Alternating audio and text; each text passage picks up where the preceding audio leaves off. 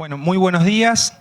Gracias a ustedes por acompañarnos en este taller. Gracias a la gente de APRESID y a los amigos de YPF por invitarme a compartir esta presentación. Yo, durante una breve exposición voy a describir, algunos de los procesos agronómicos donde los microorganismos nos pueden ayudar a mejorar la producción. Vamos a mostrar resultados de algunos experimentos realizados de manera conjunta y tratar de entender cuáles son aquellas situaciones agronómicas donde la posibilidad de encontrar una respuesta positiva es más probable.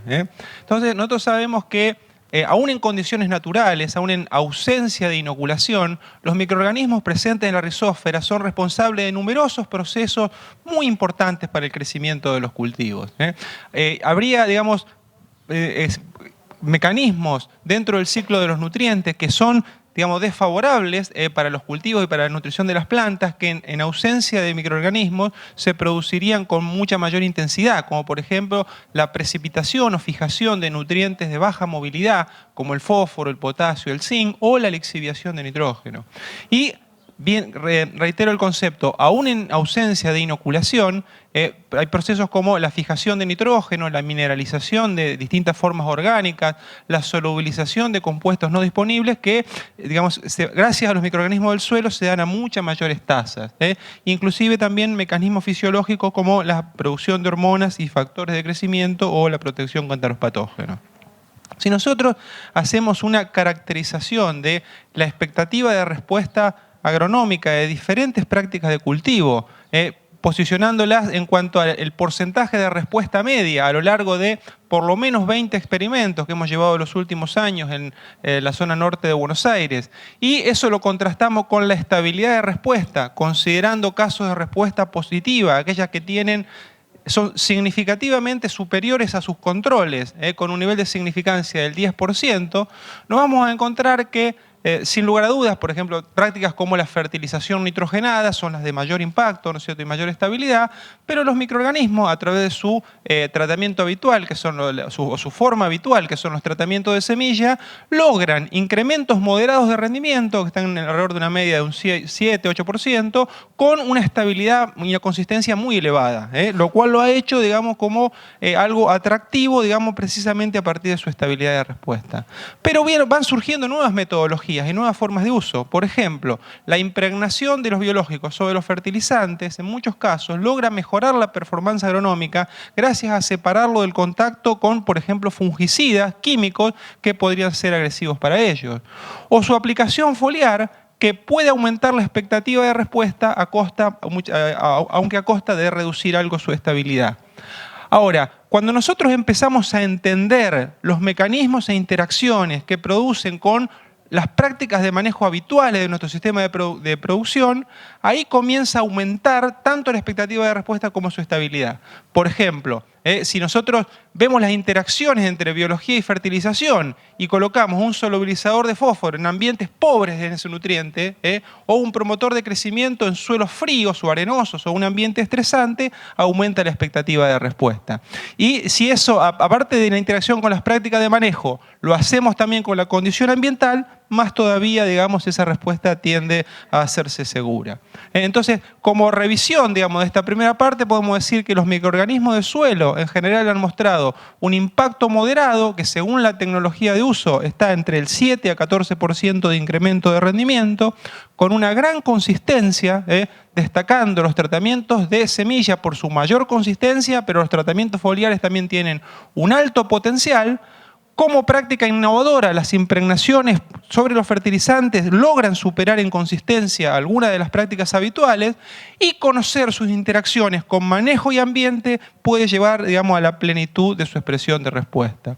Yéndonos a otras regiones, como por ejemplo acá la Pampa Arenosa, ¿no es cierto?, trabajos conducidos por Gustavo Duarte y Martín Díaz Zorita, también en una jerarquización similar, muestran que la fertilización nitrogenada y la fertilización fosforada, junto con los tratamientos biológicos, tanto en soja como en maíz, logran ser las prácticas agronómicas probablemente de mayor consistencia. Lógicamente que la biología de suelos va a tener un impacto menor a lo que es el nitrógeno, pero nosotros los dos logran tener una estabilidad, que los hace altamente seguros, en cuanto a una inversión recuperable.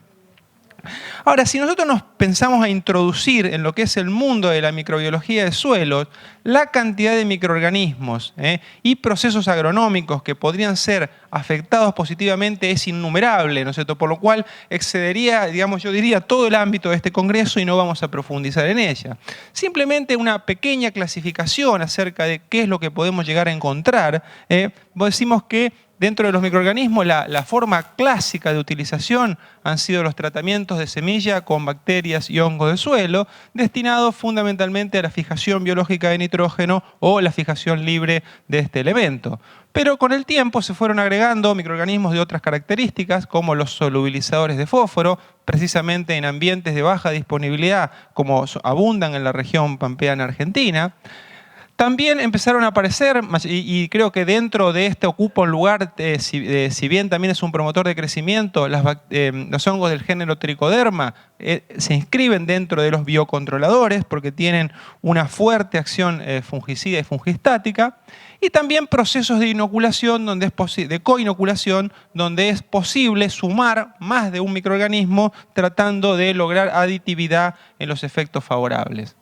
También, digamos, más adelante, como otra vía de desarrollo, los tratamientos sobre canopeo es algo que se está implementando y evaluando, ya no probablemente con microorganismos vivos, porque lógicamente que estos microorganismos, su hábitat natural es el suelo, entonces al aplicarlos sobre un canopeo, más vale estamos buscando el efecto positivo de los metabolitos de la degradación de los cuerpos de esos microorganismos. Y entonces vamos a encontrar enzimas y hormonas, vitaminas, moléculas con efecto fungicida y fungistático y aún, ¿no es cierto?, insecticidas biológicos. Y también como desarrollos futuros, digamos, como mencionábamos algo, estamos evaluando tratamientos sobre los fertilizantes que en definitiva tienden a reducir las pérdidas, realizar transformaciones orgánicas que los vuelvan más disponibles y también una especie de entrega controlada que permita que vaya acompañando la oferta y la disponibilidad de estos nutrientes el ritmo de demanda por parte de los cultivos. Y también hay desarrollos futuros interesantísimos sobre productos químicos fundamentalmente destinados a degradar moléculas que podrían tener efectos indeseables hacia los siguientes cultivos, como por ejemplo determinados herbicidas o también evitar que esos productos permanezcan en el suelo donde podrían causar reacciones de resistencia. Ahora, dentro de estos microorganismos, de esta amplia paleta, de este amplio panorama, vamos a hablar específicamente de Trichoderma. ¿Por qué nos hemos interesado? Bueno, porque es un microorganismo que tiene una amplia versatilidad de uso y manejo, donde reúne un doble efecto de promotor de crecimiento y biocontrolador, y también, digamos, en resultados que hemos llevado, digamos, en este y otros proyectos, hemos visto que también tiene una gran versatilidad de inoculación, en el sentido de que en muchos casos, y ajustando la formulación, se permiten hasta 15 días de preinoculación sin que decaiga su viabilidad y se mantengan sus efectos positivos, lo cual da una amplia facilidad de manejo.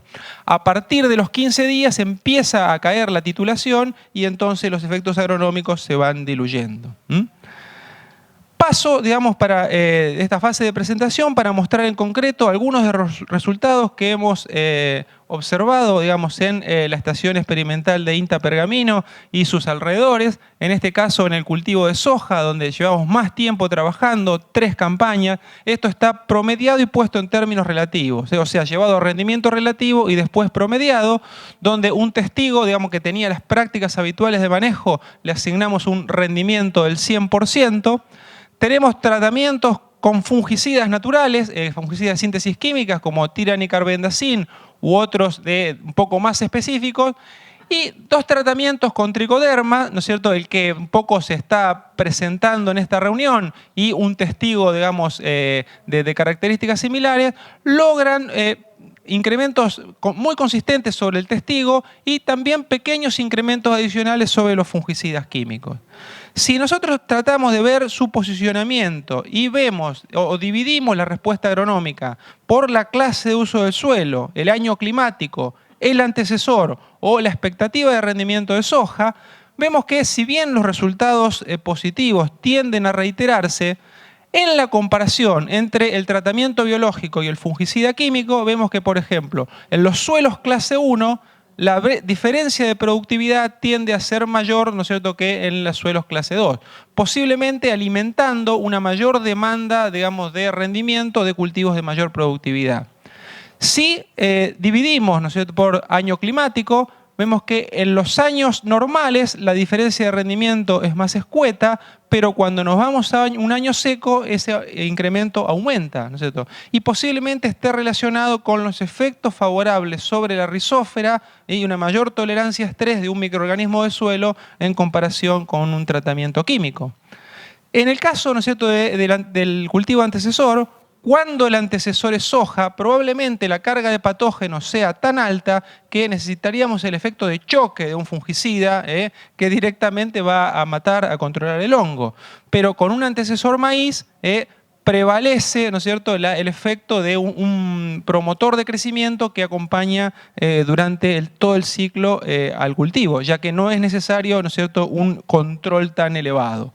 Y si miramos una diferencia por productividad, vemos que también la brecha entre el producto biológico y el fungicida químico tiende a ampliarse en niveles de rendimiento altos, ¿no es cierto?, apuntalando esa mayor potencial de rendimiento y posiblemente un mejor suministro de nutrientes.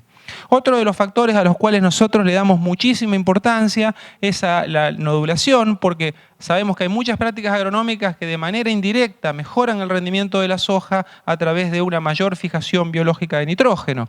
Y en este caso vemos que nuevamente los tratamientos que tienen, digamos, una especie de biofungicida, un producto biológico, logran sobre todo mejoras en lo que es el número y el tamaño de nódulos en comparación a los tratamientos químicos que con frecuencia logran ser agresivos para las bacterias fijadoras de nitrógeno. En cambio, en este caso, digamos, la convivencia tiende a ser superior.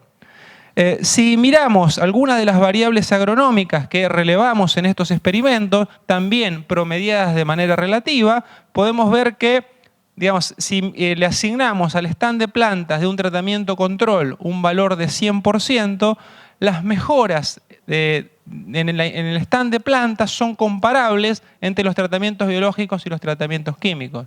En el caso de los tratamientos biológicos, se logran también mejoras en el crecimiento que se manifiestan, por ejemplo, en la mayor altura de plantas o un mayor nivel de intercepción de radiación durante el periodo crítico. Y en los componentes de rendimiento tienen resultados bastante similares, con mejoras especialmente en el número de granos por metro cuadrado. Vamos a ver, digamos, algunos experimentos de maíz, particularmente en dos campañas, 3 experimentos, donde vemos, digamos, en este caso, no está un fungicida químico, porque eso naturalmente la semilla lo trae, es decir, todos lo tenían. Vemos un control con todas las prácticas habituales, 2 dosis del tratamiento inoculado y un testigo comercial.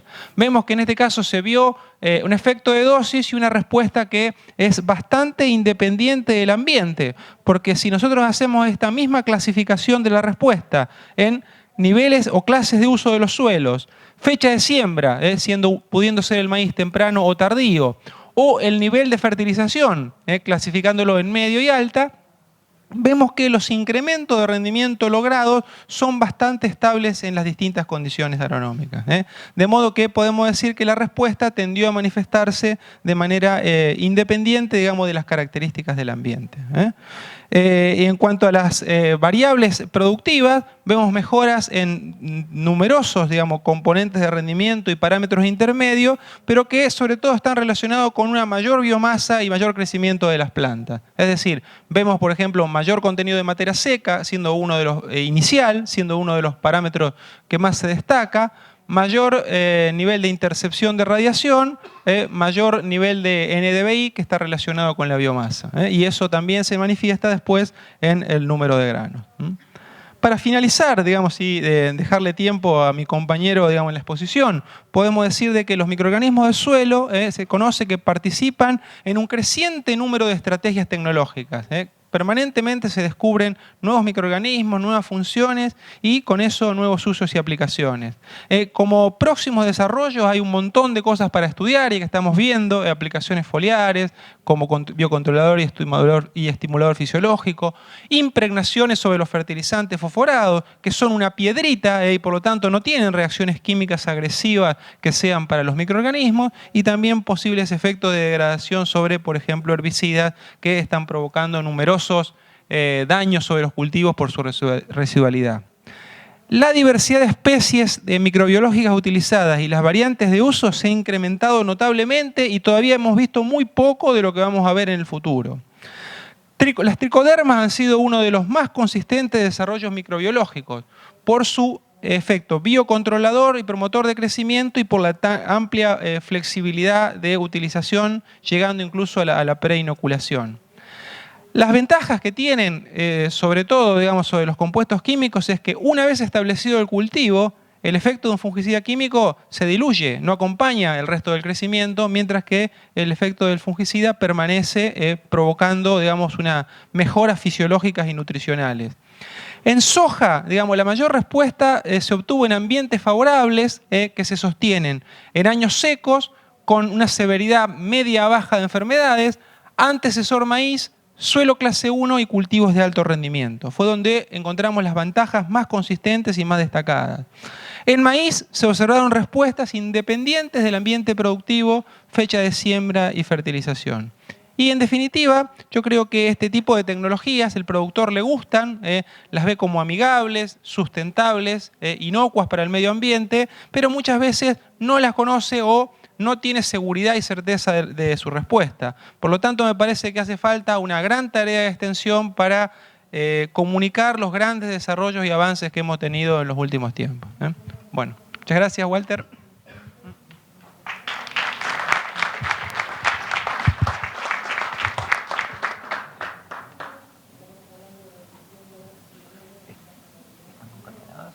¿Las cierro y abro otra?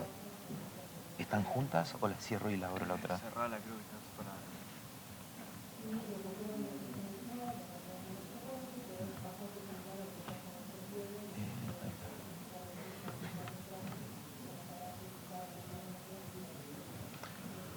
Ahí está.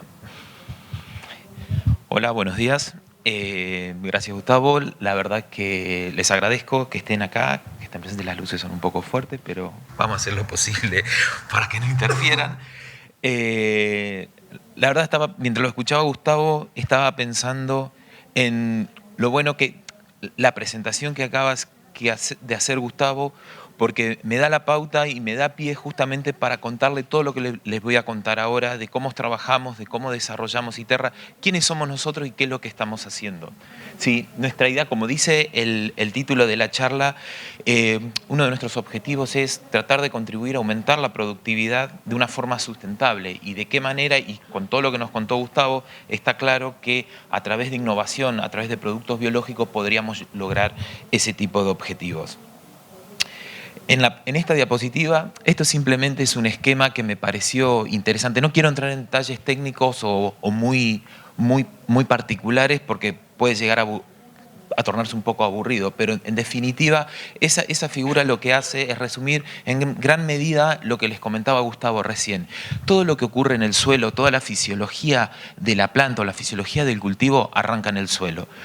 Todo lo que se determine desde los microorganismos que forman parte del suelo, como de los minerales que estén disponibles o aquellos minerales o aquellos nutrientes que se vayan a disponibilizar, está sucediendo en el suelo. Por eso es que es tan importante el comportamiento y el entendimiento de cómo funcionan como un todo la planta con el suelo y los microorganismos que los componen, porque de eso va a depender el output o la performance que tenga luego el cultivo.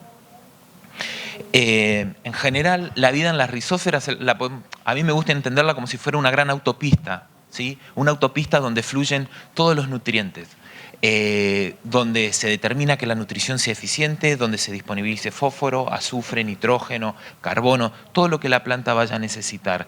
Entonces, es ahí donde se produce un intercambio químico y un intercambio nutricional entre ese suelo que está vivo y la planta, y en cuanto ese intercambio esté coordinado y sincronizado, es cuando todo el sistema va a fluir y vamos a tener una mejor fisiología de cultivo y un mejor rendimiento en el cultivo. Por eso es la nota al pie de la diapositiva donde dice que esta autopista tiene que estar coordinada y organizada para que ese tránsito pueda fluir. Si no, ¿qué nos pasa? Tenemos un embotellamiento como nos encontramos en cualquiera de las autopistas cuando circulamos normalmente.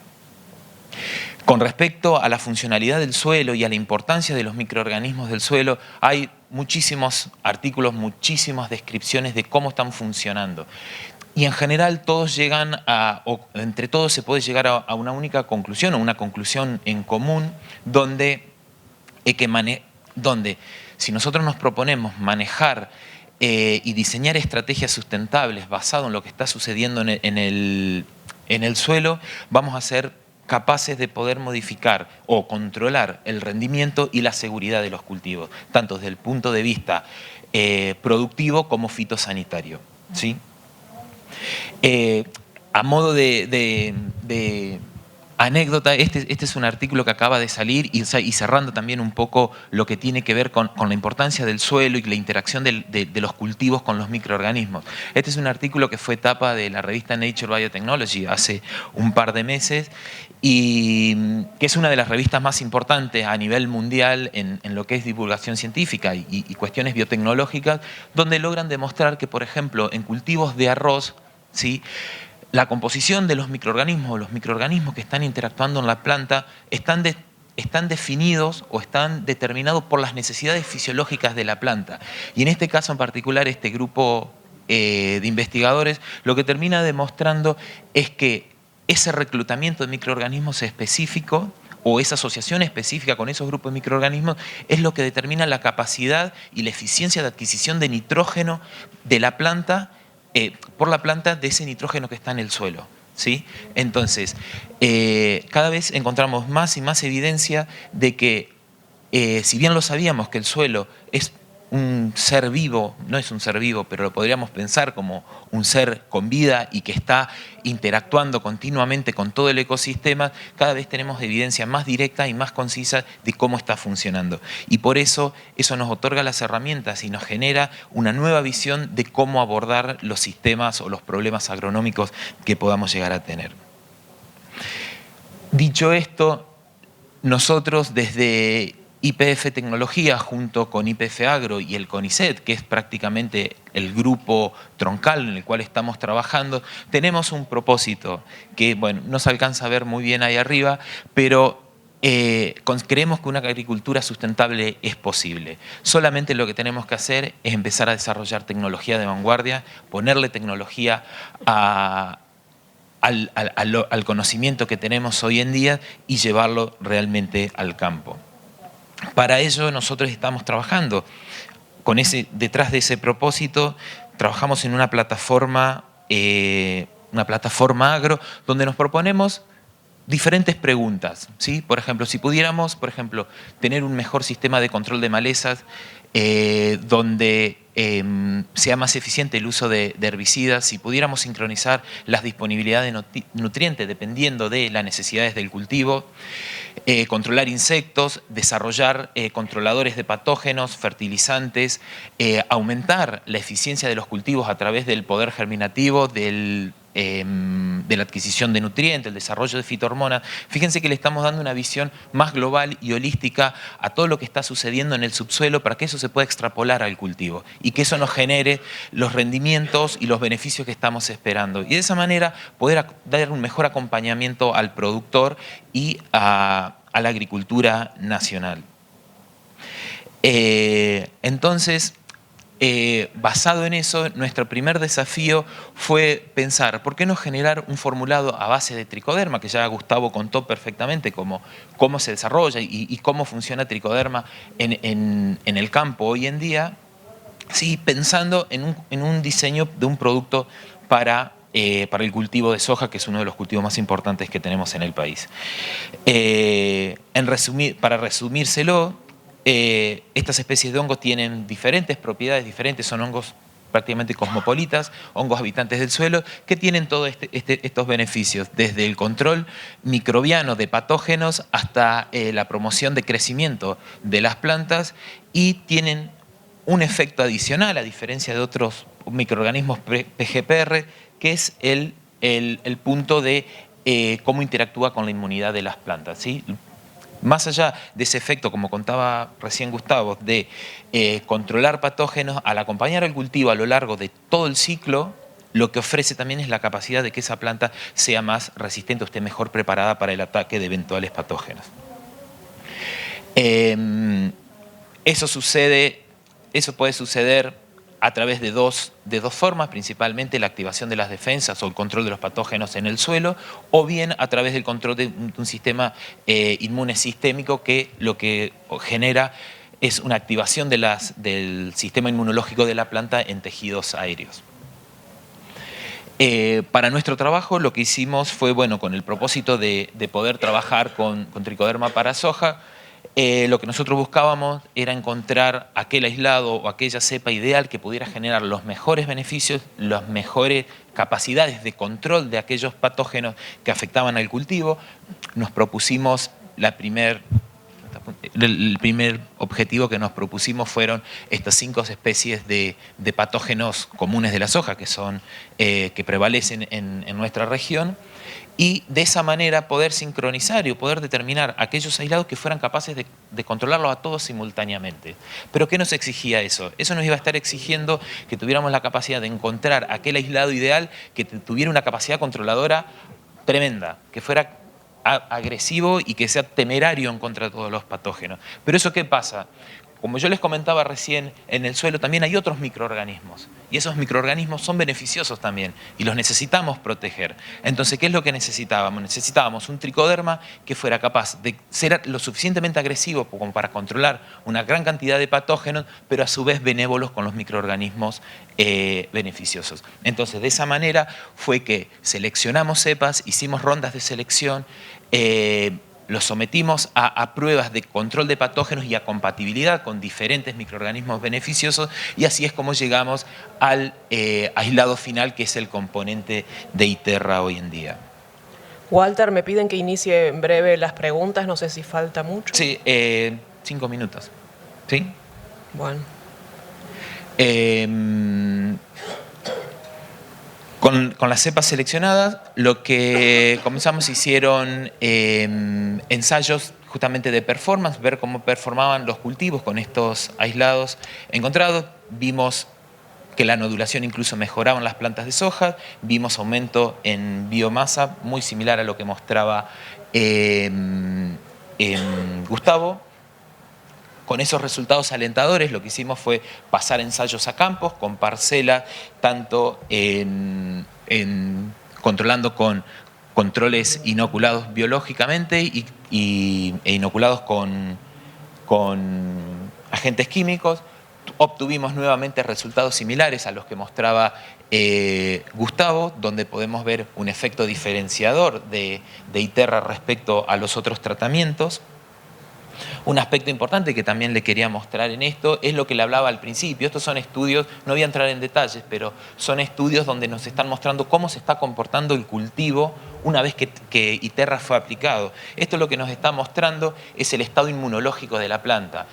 Lo que nos revelan estos estudios, tanto a nivel metabólico como del sistema inmunitario, es que Iterra está funcionando como una vacuna. Imagínense las vacunas que nos damos como chicos y que nos protegen a lo largo de toda la vida con respecto a las enfermedades. Bueno, es eso lo que está causando este producto sobre el cultivo de soja. Estas bandas verdes más oscuras que se ven acá están identificando la manifestación del sistema inmunológico de la planta, y nos está mostrando que esa planta que fue inoculada al momento de la siembra, en un estadio avanzado del cultivo, sigue estando protegida del ataque de patógenos foliares en este caso.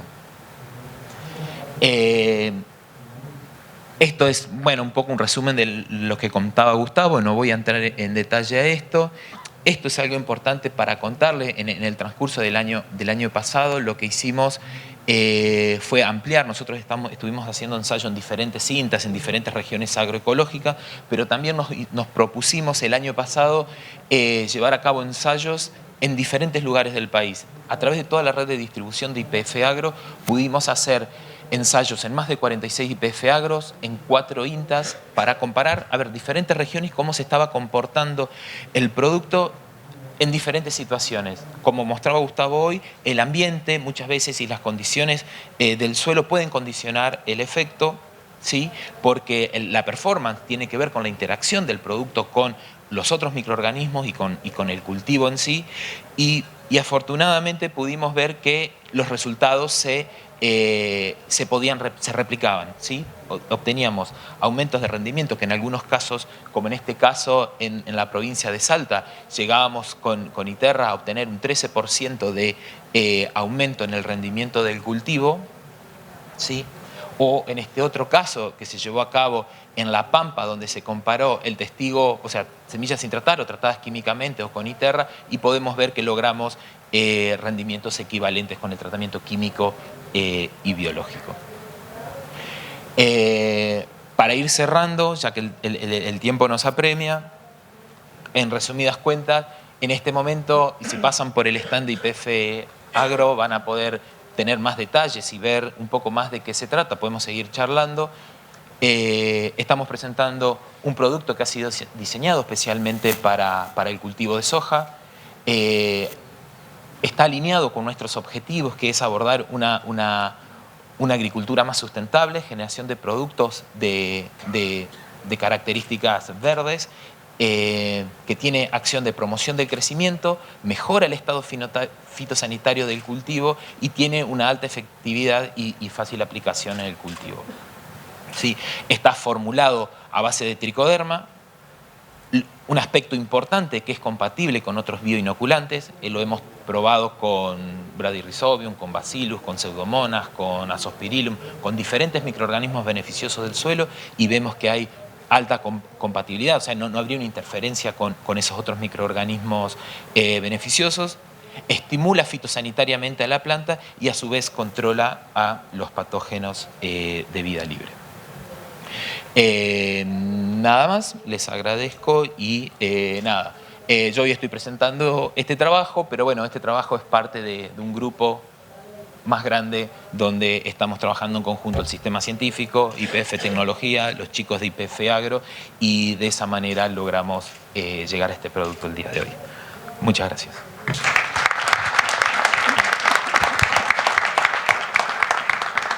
Bueno, nos va a quedar unos minutos para algunas preguntas. El que pida... Bárbaro, el micrófono, ahí.